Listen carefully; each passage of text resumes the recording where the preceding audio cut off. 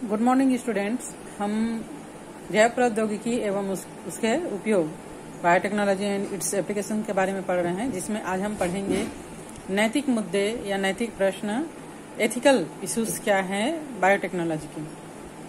तो इंसान जो है वो अपनी आवश्यकता की पूर्ति के लिए बायोटेक्नोलॉजी का उपयोग करके विभिन्न जीवों पर विभिन्न प्रकार के परीक्षण करता है, और इस क्रम में जीव जैसे कि चूहे, बंदर, है ना, इन पे ये अपने प्रयोग करके जो भी प्रयोग किया रहता है उसका परिणाम देखने के लिए इन सभी जानवरों का यूज करता है।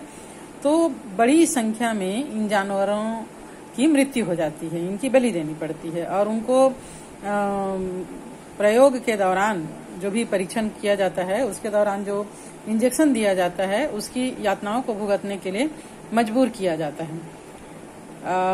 चूंकि इस तरह के प्रयोगों के लिए कोई नियमावली नहीं बनी है, कोई भी कानून नहीं बना है, कोई नियम नहीं बना है कि इस प्रकार परीक्षण नहीं किया जा सकता, इस कारण जानवरों को अमानवीय यातना झेलनी पड़ती है। इंसान जो भी प्रयोग करता है उसको तकलीफ उठानी पड़ती है। इसलिए वैसे मानवीय क्रियाकलाप जो अन्य जीवधारियों के लिए असुरक्षात्मक हो, उनको रोकने के लिए कुछ नैतिक मानदंडों की भी आवश्यकता है। इसके लिए कुछ नियम होना चाहिए, कुछ मानदंड होना चाहिए। ऐसे मुद्दों में नैतिकता से ज्यादा जैव वैज्ञानिक महत्व है, क्योंकि यहाँ पर चूंकि जीवों के आनुवंशिक रूपांतरण के प्रयोग किया जाता है, मतलब इसमें देखा जाता है, और ये जंतुओं में जो जिनकी लाइफ साइकिल कम होती है या जिनकी क्रियाकलाप जो है वो मानव से मिलती जुलती है, क्योंकि ये मानव उपयोगी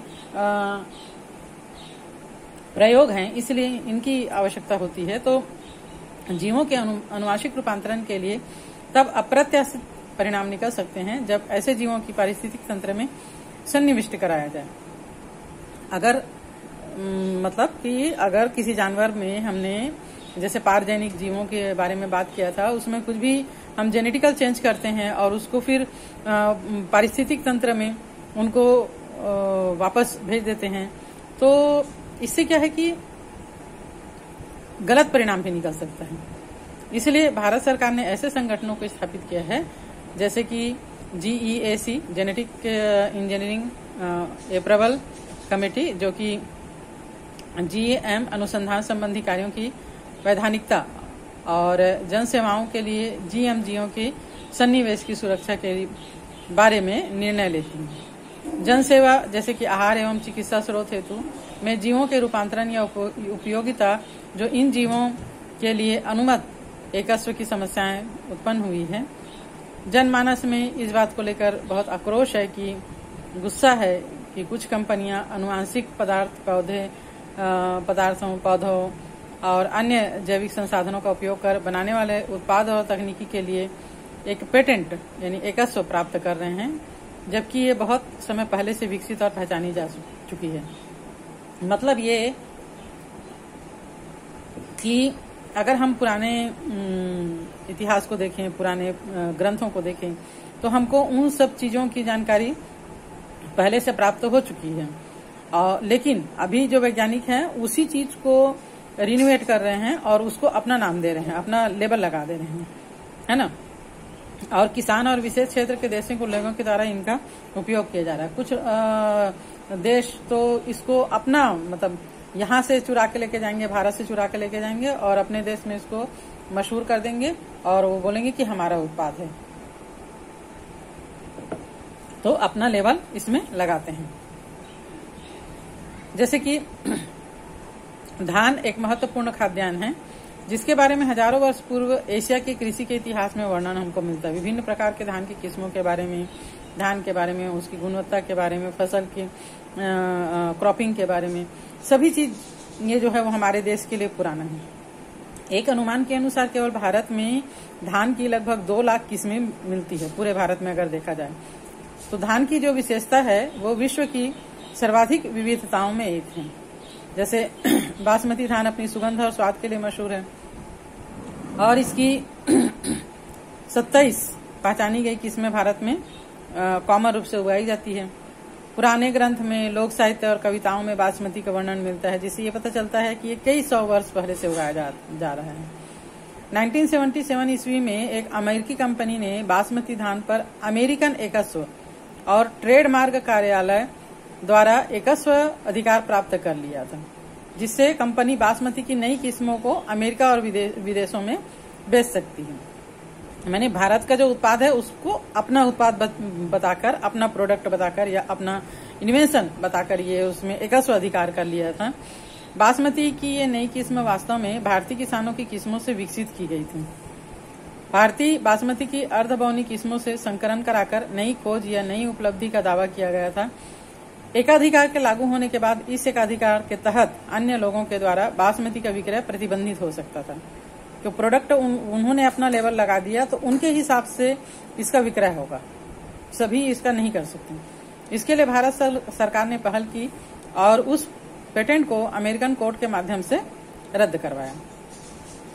1995 में अमेरिका में नीम से एंटी फंगल एजेंट स्रावित करने का पेटेंट यूएसए द्वारा प्राप्त किया गया था, जबकि नीम का जो उपयोग है भारतवर्ष में सदियों से हमारे पूर्वज इसको करते आ रहे हैं और सभी प्रमुख ग्रंथों में इनका उल्लेख मेडिसिन के रूप में होता है। इसलिए भारत सरकार ने पेटेंट निरस्त करने के लिए अमेरिकी कोर्ट में दावा किया, जिसके कारण सन 2005 ईस्वी में ये पेटेंट रद्द हुआ और नीम पर भारत का एक अधिकार स्थापित हो सका। इस प्रकार के पेटेंट की समस्या हल्दी के साथ भी आई थी। इसके लिए भी हमारे प्राचीन ग्रंथों, आयुर्वेदिक पुस्तकों और अन्य उपलब्ध अभिलेखों के आधार पर हल्दी के पेटेंट को भी निरस्त कराया जा सका था।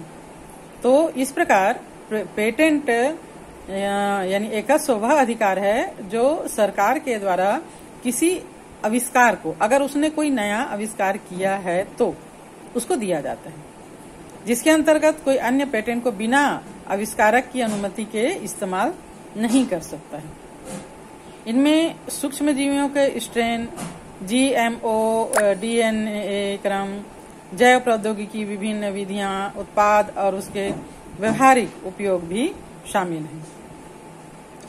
तो इस प्रकार मल्टीनेशनल कंपनी और दूसरे संगठन के द्वारा किसी राष्ट्र या उससे संबंधित लोगों से बिना व्यवस्थित अनुमोदन और क्षतिपूर्ति भुगतान के जैव संसाधन का उपयोग करना बायोपायरेसी कहलाता है।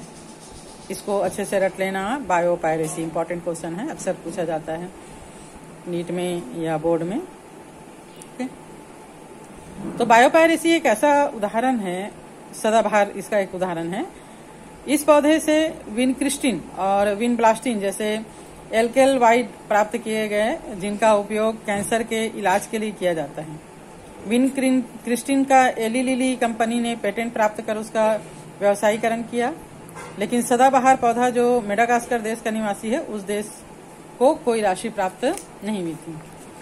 बहुत सारे औद्योगिक राष्ट्र आर्थिक रूप से बहुत संपन्न है, लेकिन उसके पास जैव विविधता और परंपरागत ज्ञान की कमी है, और इसके विपरीत विकसित और अविकसित विश्व जैव विविधता और जैव संसाधन से संबंधित परंपरागत ज्ञान से संपन्न है। तो जो विकसित देश है, औद्योगिक राष्ट्र है, वो विकासशील और अविकसित देशों से इन सब चीजों को अपना प्रोडक्ट का नाम देकर उस पर पेटेंट हासिल कर लेते हैं। जैव संसाधनों से संबंधित परंपरागत ज्ञान का उपयोग आधुनिक उपयोगों में किया जा सकता है। इसके फलस्वरूप इसके व्यापारीकरण के दौरान समय, शक्ति और खर्च को भी बचाया जा सकता है। विकसित और विकासशील राष्ट्रों के बीच में अन्याय, अपर्याप्त क्षतिपूर्ति और लाभों की भागीदारी के प्रति भावना अभी विकसित हो रही है। लोग जो है इसके लिए जागरूक हो रहे हैं।